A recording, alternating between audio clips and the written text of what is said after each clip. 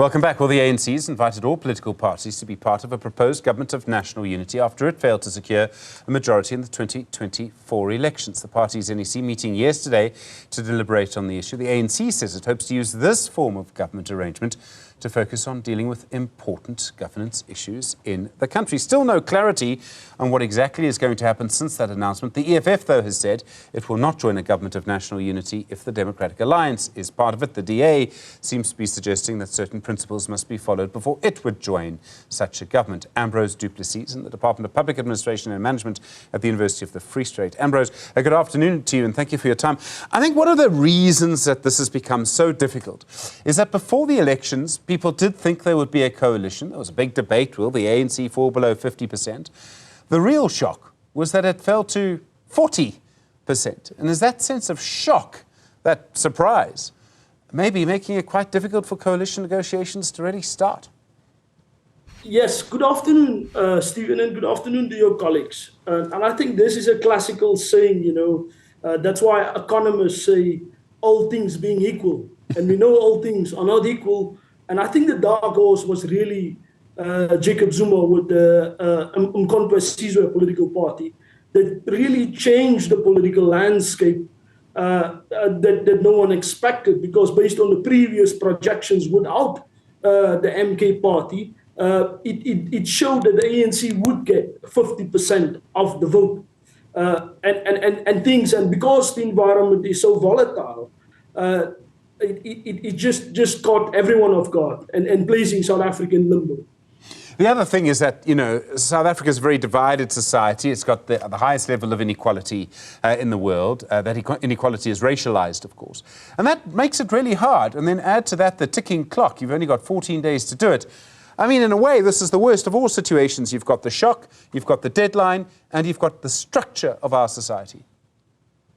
Yeah, no, Stephen, you're right. And these are important issues because that's the big elephant in the room, the political economy and the distribution of the political economy within South African society. If you look at the inequality, between the rich and the poor, if you look at the inequality between rural areas and urban areas, between townships and towns, and it's massive in terms of the inequality and the poverty that exists. So internally, in terms of your domestic politics, you have shocks upon shocks. And the assumption is that hopefully you can formulate a government of national unity, but that leaves much to be desired.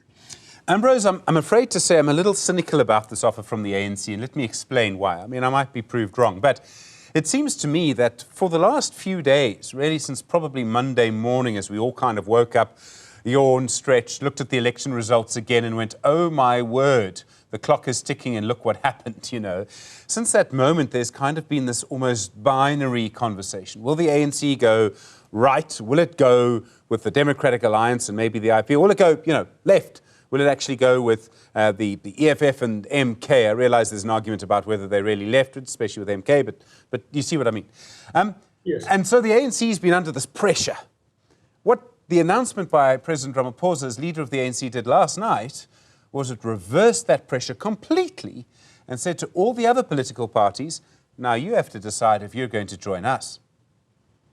Yeah, and that's the game. It's politics. In politics, and how you negotiate, you start with words and you play with words. And we know that President Cyril Ramaphosa, is quite fond of what happened in the past when he started with his New Dawn, close with Franklin D. Roosevelt's New Deal, and also talking about a government of national unity as if we're comparing apples with apples. If you look at the government of national unity and the negotiations that started in 1989, which in fact took almost 4 years, and to assume that you're going to have these discussions in 14 days becomes extremely problematic because you don't have the time and you're politicking. And the more you politic with these negotiations, you go further and further away of reaching a resolution.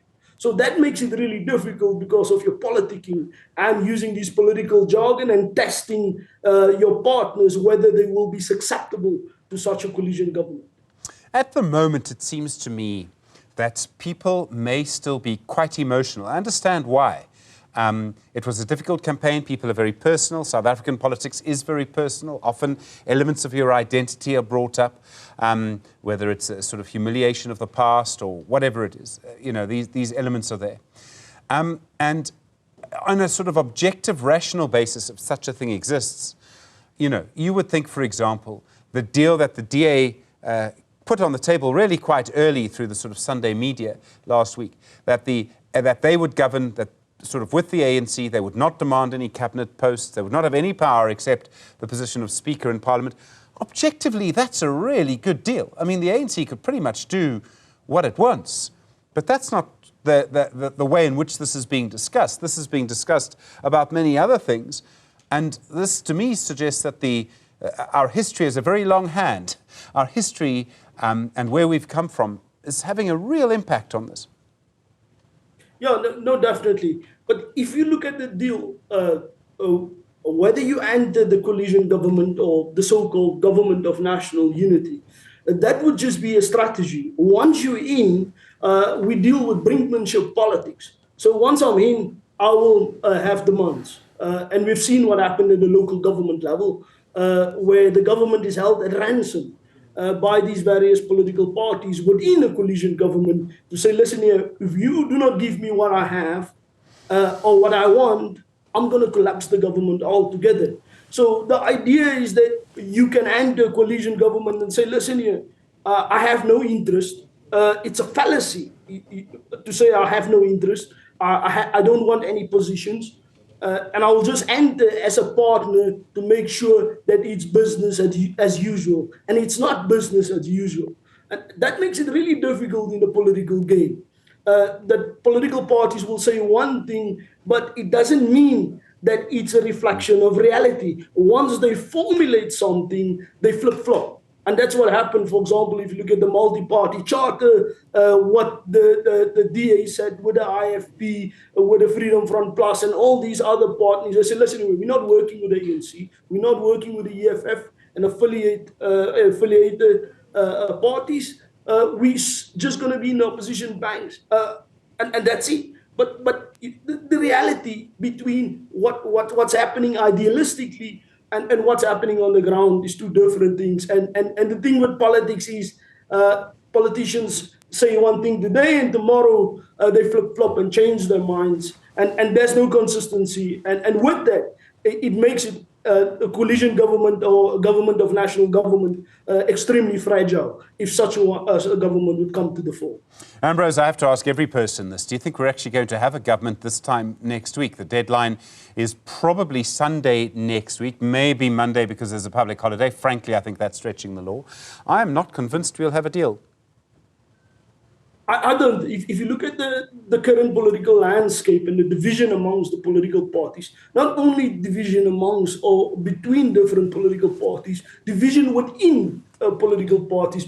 For example, the ANC, South African Communist Party, COSATU, and all these other political parties that said we're not going to work with a coalition or government of national unity where the DA is part of such a government. The EFF made a similar comment recently. They're not going to work with the government of national unity. You also, what you have here, the multi-party forum, where for example, ATM, BOSA, ACDP said, no, they're going to meet with Zondo to have these discussions. But ultimately, you have politics, and it can only be resolved through compromise and consensus. And I don't see, as things stand, whether you're going to have a deal. If you're going to have a deal, let's say 1 minute to midnight, stretching the law. If you're going to have a deal, it's going to be a fragile deal. A fragile deal. If you look at, for example, if you comparatively look at coalition politics or what's happening in the rest of the world, especially Western Europe. In Belgium, for example, it takes over 500 days just to formulate a coalition government. But what makes them better is they have a caretaker government. We don't have a caretaker government. We don't have legislation that deals specifically with coalition governments. So I think the political parties underestimated the coalition game. They're not ready for it in terms of negotiations. and if they reach in negotiations, they will soon find out that many issues are still unresolved. Ambrose, for that conversation on coalitions. One of them must be right. Thank you very much indeed. Ambrose Du Plessis, do appreciate the time. Department of Public Administration and Management at the University of the Free State.